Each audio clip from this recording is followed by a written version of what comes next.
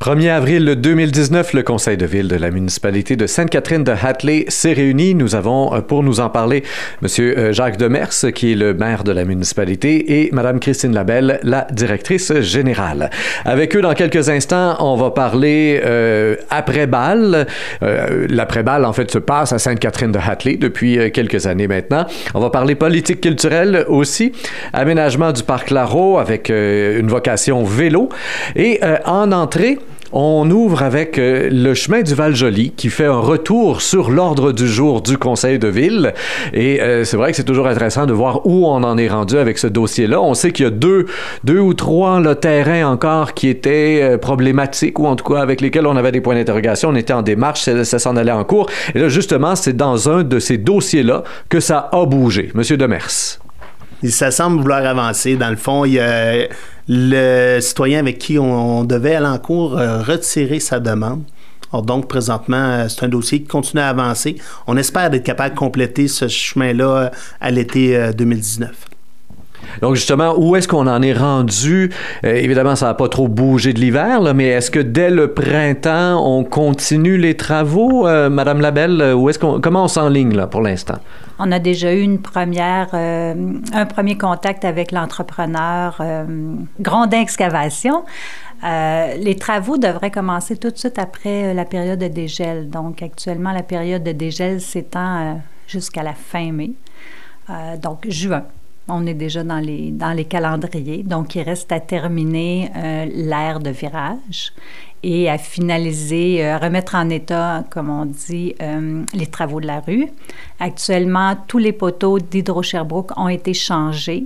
Donc, c'est au tour de Bell et de Vidéotron à faire le transfert de ces fils. Par la suite, Bell enlève les anciens poteaux. Donc, ça avance bien. Et au niveau des expropriations, là, combien de dossiers il reste? Pouvez-vous nous rappeler là, où est-ce qu'on en est là-dedans avec le dossier qui vient de retirer sa plainte? Donc là, on n'est plus en expropriation de ce côté-là, c'est ce que je comprends? Il restait un dossier à terminer pour lequel on devait aller en cours. Donc, comme vous dites, le propriétaire a retiré sa poursuite, ce qui nous permettra de finaliser le dossier d'achat des terres. Donc, il n'y aurait plus de dossier actuellement en litige. Et tout ça devrait donc pouvoir normalement poursuivre son chemin assez rondement.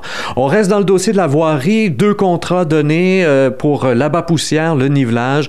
Donc, c'est à chaque année que ça revient. Est-ce qu'on a eu 1, 2, 3 soumissionnaires pour chacun des contrats? Et est-ce que les prix demeurent grosso modo les mêmes ou si là, tout à coup, il y a une explosion de ce côté-là? Madame Labelle. Pour chacun des dossiers, on avait demandé 4 soumissions et pour chacun des dossiers, on a reçu 3 soumissions. Les coûts sont sensiblement les mêmes que l'année passée. Il y a l'indexation, évidemment. Donc, pour l'épandage de poussière, c'est les entreprises Bourget qui a remporté le contrat. Et pour ce qui est du nivelage, c'est l'entreprise Resco Excavation. Et les prix, donc, vous le disiez, sont grosso modo les mêmes que ceux de l'an dernier. Pour donner une idée à nos auditeurs, qu'est-ce que ça donne?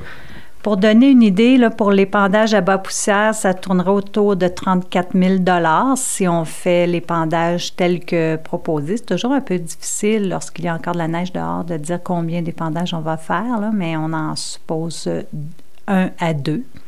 Puis, pour ce qui est du nivelage, c'est un taux horaire, donc 123,75 $.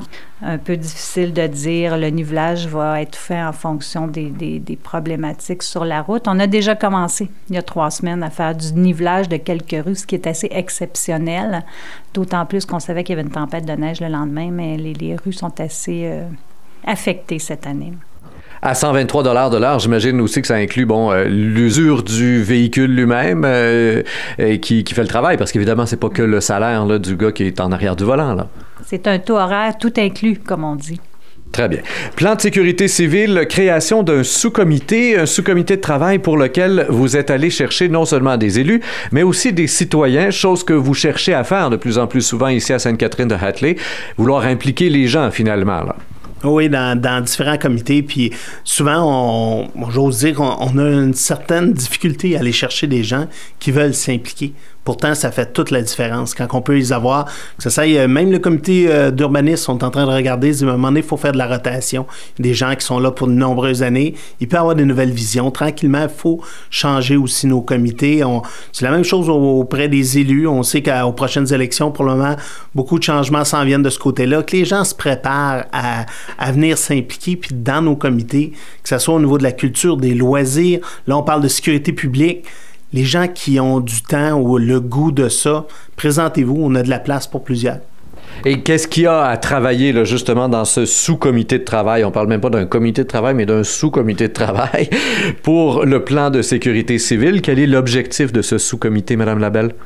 Il s'agit de mettre en œuvre les actions de notre plan de sécurité civile qui sont exigées par le gouvernement, par son nouveau projet. Bien, c'est plus un projet de loi, c'est une loi qui entrera en vigueur en novembre. Donc, par exemple, les municipalités doivent avoir un système d'alerte efficace lors de mesures d'urgence. Donc, Sainte-Catherine a fait l'acquisition la semaine dernière en conseil d'un logiciel de système d'alerte qui devrait être mis en œuvre. Pour le mettre en œuvre, plusieurs questions doivent être posées sur le détail des informations, par exemple, qu'on va demander aux citoyens. Donc, ce genre de projet-là va être amené au sous-comité de travail. Donc, ça, c'est un exemple. Et pour faire suite, toujours dans le domaine de la sécurité civile, vous aviez aussi à l'ordre du jour un mandat qui a été donné donc le 1er avril dernier pour un poste de chargé de projet environnement et sécurité civile. Alors, Mme Labelle, pouvez-vous nous résumer là, ce sur quoi la personne va être appelée à travailler exactement? En fait, le chargé de projet va travailler en environnement et en sécurité civile. Ce sont les deux principaux volets. Donc, environnement, on parle de la campagne d'inspection des bandes riveraines qui a été revisitée par une équipe d'étudiants de l'Université de Sherbrooke cet hiver. Donc, remise au goût du jour avec des recommandations à la municipalité pour resserrer l'inspection et aussi suite aux suggestions des citoyens qui nous en avaient fait plusieurs recommandations l'an dernier. Puis, ce chargé de projet-là va coordonner les travaux du comité de travail en sécurité civile dont on a parlé plus tôt. Et on va maintenant enchaîner avec la politique culturelle. Il y a un point ici qui attire mon attention. Accès des résidents à la vie culturelle et communautaire locale. Projet de réseautage. Qu'est-ce qu'on entend exactement là, par un projet de réseautage?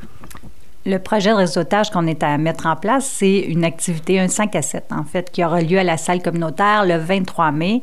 5 à 7 auxquels seront invités les artistes du territoire. Donc, dans un premier temps, ce que le comité culturel veut faire, c'est faire en sorte que les gens se rencontrent, se découvrent.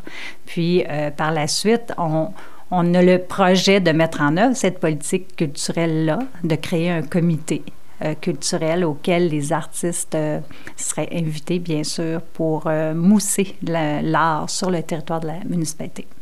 Alors, on aura éventuellement des échos suite à ce 5 à 7. Voyons voir si le tout sera fructueux. L'aménagement du parc Larreau, phase 2, on veut lui donner une vocation vélo, ce qui est pas bête, puisque apparemment, il y a pas mal de cyclistes là, qui, après avoir monté la côte, prennent une petite pause au parc Larreau, justement. Absolument. Que les gens viennent du côté de Magog ou de Sherbrooke, peu importe, arrivent au sommet ou même de North-Atley, arrivent à Sainte-Catherine, ont le goût de regarder d'abord nos paysages qui sont magnifiques. Puis à partir de ce parc-là, on va avoir les installations. S'ils ont des légers bris ou des ajustements à faire sur leur vélo, bien, on va installer une station là où ils vont pouvoir être de façon sécuritaire, pouvoir faire les modifications de leur vélo. Donc, on parle ici là, des fameuses stations qu'on commence à voir apparaître ici et là en Estrie. Donc, une station sur laquelle on peut accrocher son vélo. Et là, il y a tout un paquet d'outils qui sont là, fournis pour pouvoir faire les réparations. C'est bien de ça dont on parle? Là? Exactement, oui, c'est ça. C'est des outils souvent reliés à un petit câble d'acier pour être certain que les objets sont là, puis sont là pour les prochains aussi, évidemment. Ça fait qu'on pense que c'est un endroit stratégique pour ça, puis que les gens vont pouvoir l'utiliser. Mais des citoyens sont dans le coin, ont besoin, quoi que ce soit, mais c'est une station pour ça qui devrait servir à tout le monde. Est-ce qu'éventuellement, on pense aussi à d'autres aménagements pour les cyclistes dans le petit parc Larreau?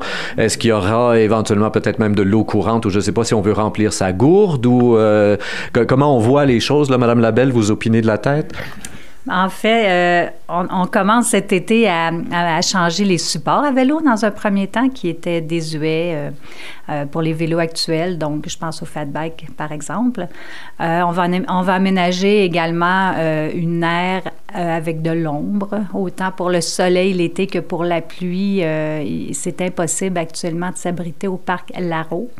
Puis, pour ce qui est de l'eau, on y réfléchit. Là. On a des projets à l'interne de modifier, d'amener l'eau, mais peut-être pas pour cet été. Là. C'est quand même un peu plus gros comme projet, mais on songe à la chose. Les cyclistes vous en seront assurément reconnaissants. Je l'introduisais en ouverture. Il y a l'après-balle qui s'en vient, évidemment. C'est au mois de juin. Et on l'a tous vécu nous-mêmes. On sait ce que c'est un après-balle. C'est la grosse fête. Alcool, peut-être même un petit joint de potes qui se promène à cette heure que c'est légal. Dans notre temps, on faisait pas ça, c'est sûr. Et donc, Monsieur Demers, je me tourne vers vous. Il y a une demande d'autorisation. Les choses sont faites en toute transparence. On veut faire l'après-balle ici, sur le territoire de Sainte-Catherine-de-Hatley, sur un terrain vague qui permettrait de faire la fête jusqu'aux petites heures du matin. Et ça discute ferme du côté du conseil de ville pour voir si on autorise ou non, là. Oui, c'est toujours un dilemme. C'est le genre de situation. On sait que c'est des jeunes qui terminent le secondaire, qui vont tenir une fête, que ce soit là, que ce soit ailleurs. On a tendance, en tout cas, la conclusion de notre réflexion, c'est-à-dire on est mieux de l'encadrer. On est mieux d'avoir un endroit qu'on considère sûr. Souhaitons que pour les voisins, pour l'atmosphère dans cette rue-là, que ce soit quand même bien. C'est la deuxième année, de façon officielle du moins, que ça se tient à cet endroit-là. Ce qui est autorisé présentement, c'est un seul bal. Un seul après-balle. On sait bien que des fois, quand ils trouvent un endroit, ils pourraient en avoir quelques-uns dans l'été, mais pour nous, l'autorisation, c'est pour celui de la ruche, c'est une fois. Voyons de quelle façon ça se passe. Évidemment, on avise déjà tous les jeunes qu'il y aura des policiers. Soyons sûrs que les jeunes qui vont prendre cette route-là devraient voir les policiers quand ils vont rentrer. C'est un cul-de-sac. Quand ils vont ressortir, les policiers vont être là pour faire les vérifications. Ça fait que les gens choisissent une personne, être sûr que tout le monde est en sécurité. C'est la raison pour laquelle on a autorisé cette activité-là. Et donc, c'est un terrain vague. Où est-ce que c'est situé, là, exactement, le cul-de-sac dont vous parliez? Au bout du chemin Archambault. Complètement au bout. C'est un endroit, du moins pour la surveillance policière, facile de voir ce que sont les jeunes, puis par la suite, être certain qu'on ne se retrouve pas au moins sur la route. On leur a demandé aussi, eux, à l'interne, d'avoir de la sécurité sur place. Ça fait qu'ils auront engagé des gens de sécurité sur place aussi. On a demandé l'avis des policiers, de notre régie de police, pour être certain que ça convient. On attendait aussi, du moins au conseil, je ne sais pas si on l'a reçu, l'autorisation du propriétaire terrien pour être sûr qu'au-delà des gens qui veulent faire l'activité, que tout le monde est d'accord avec cette activité-là sur place.